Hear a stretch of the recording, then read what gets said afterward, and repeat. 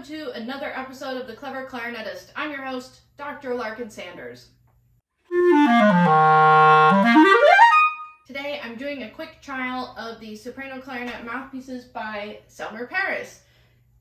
One of my favorite things about Selmer clarinets, of course I'm a Selmer artist, I've always played Selmer, but one of my odd favorite things about Selmer Paris is that they include professional grade mouthpieces with their clarinets. So when you get a mouthpiece with your clarinet from Selmer, it's not just a stock mouthpiece, it's actually a really nice mouthpiece and definitely worth consideration upon purchasing your new clarinet from Selmer.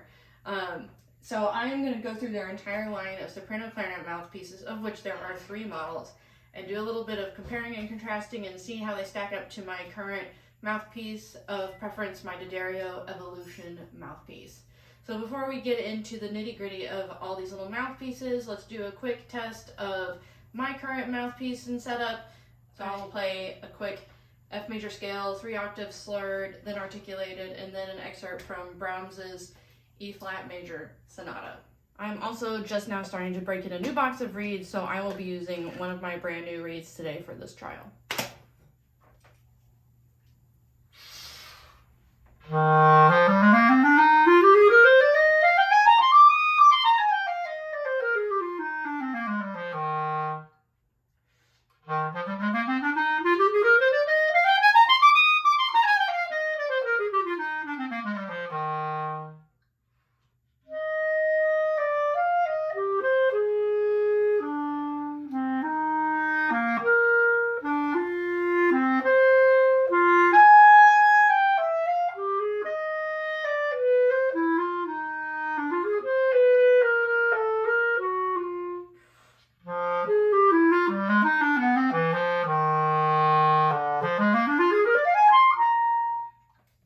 It's what I would expect from my favorite mouthpiece. The tip opening of the Evolution is 1.08 millimeters, and it has a medium long facing. And I generally like this mouthpiece. I have no complaints with my current setup, so we'll see how it compares to the others. Okay, I have the first of the Selmer mouthpieces all ready to go. It is the Focus mouthpiece. The tip opening is 1.08. And it's 23 millimeters long, I believe, in the facing. So it's going to be very slightly more closed than my current mouthpiece of choice, the D'Addario Evolution, and it'll be akin to the X5 or maybe an X5 by D'Addario or the M30 mouthpiece by Van Doren. So if you like more closed tip openings, you might like to try the Focus mouthpiece. Some of the benefits of a closed tip opening would be lower resistance because the reed has less of a distance to travel, so less resistance, more focus. So this mouthpiece is very aptly named, more focus of the airstream, and a more controlled sound in general.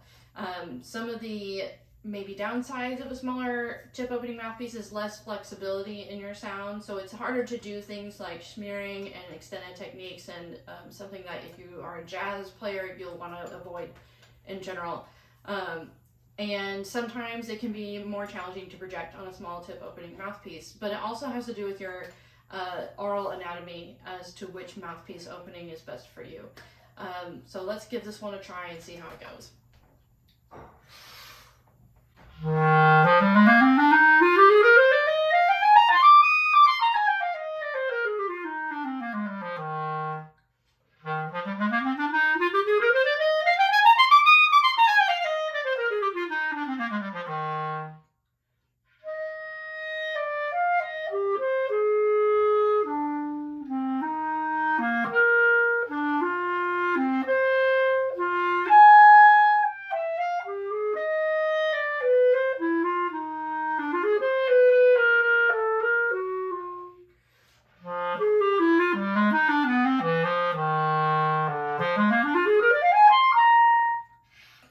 So I definitely felt like this mouthpiece was less resistant than my D'Addario Evolution mouthpiece. I also felt that it made my articulation a little more exciting.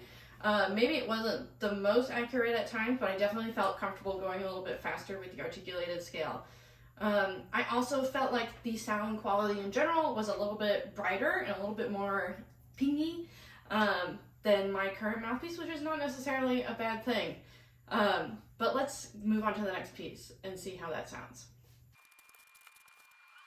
Alright, so I have the next mouthpiece all set up and ready to go. It's the Echo model, which is kind of their Goldilocks middle ground mouthpiece. It has the same tip opening as my D'Addario mouthpiece at 1.08 millimeters. So I anticipate and expect that this will be my favorite Selmer mouthpiece of the three.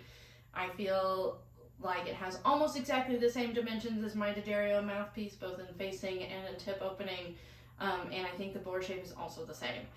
Chamber shape, excuse me. I think the chamber shape is also the same. So let's give it a toot.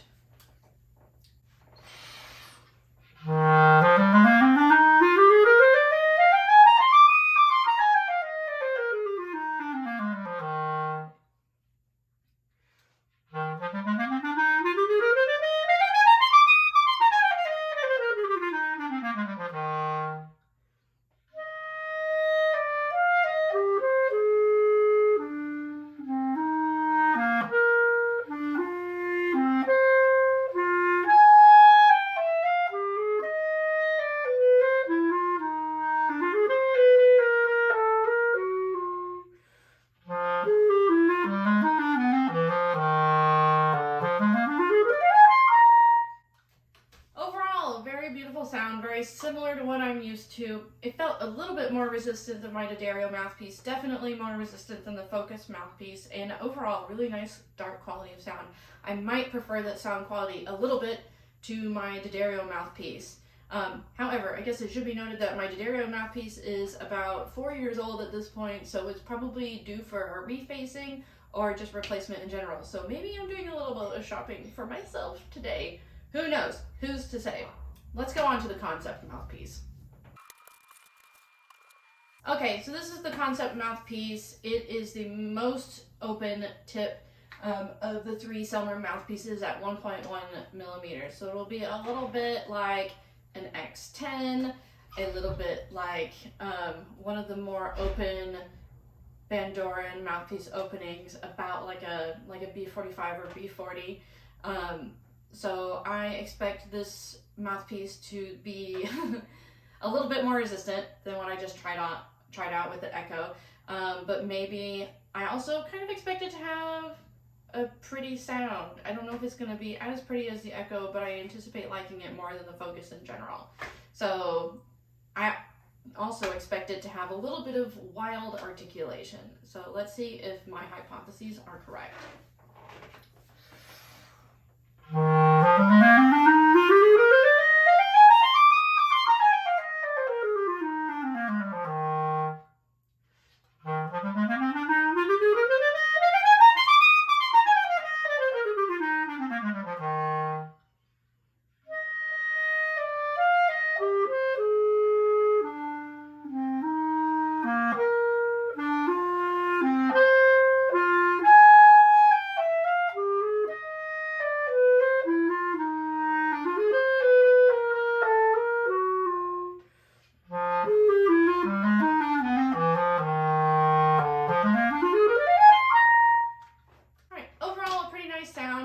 It did feel quite resistant compared to the other two mouthpieces, or three if you include my personal one that I've tried today. I liked the sound, but I also felt like it was very spread. It was to the kind of less preferred side of a dark sound. It was definitely the darkest sound out of all three, but in my personal opinion, and for what I do with my clarinet playing, it's not necessarily a good thing. It's a little bit too spread, a little bit on the dull side of things.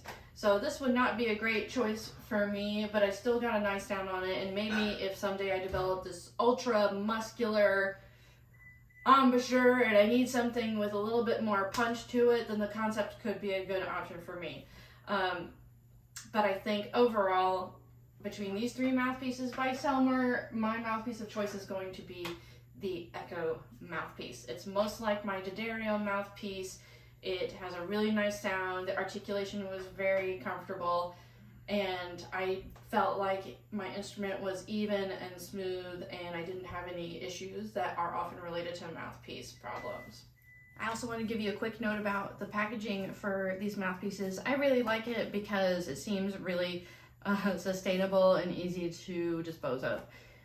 Because I don't know how many mouthpiece boxes I've got just lying around, but it's definitely too many. And part of it's because I don't really know how to recycle them because of the materials they're made of. But this is made out of like really thin chipboard, so it's like really obvious what this material is, and it will be really easy for me to recycle this in my area. So I really like that about these mouthpiece boxes. These mouthpieces also come with a mouthpiece patch in the box, which is great. So you can go ahead and get your mouthpiece patch. You don't have to buy any extra patches for your mouthpiece. And they also come in these beautiful little velvet pouches. So they're rolled up in the velvet pouch in the box, which keeps them safe while they're in the box, but also gives you a nice place to store them while you are traveling in your case, etc.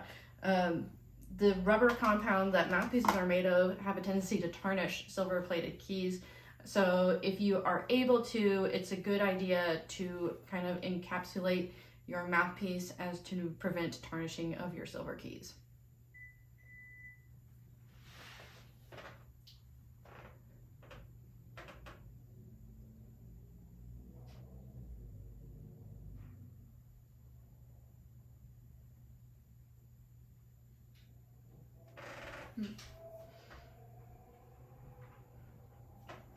And as I said earlier, my Dodero mouthpiece is a little bit on the older side for a mouthpiece, at least for a professional clarinetist. And so as I seek to either replace it, if refacing isn't really an option for me, then the Selmer Echo mouthpiece will definitely be in the running for a replacement mouthpiece.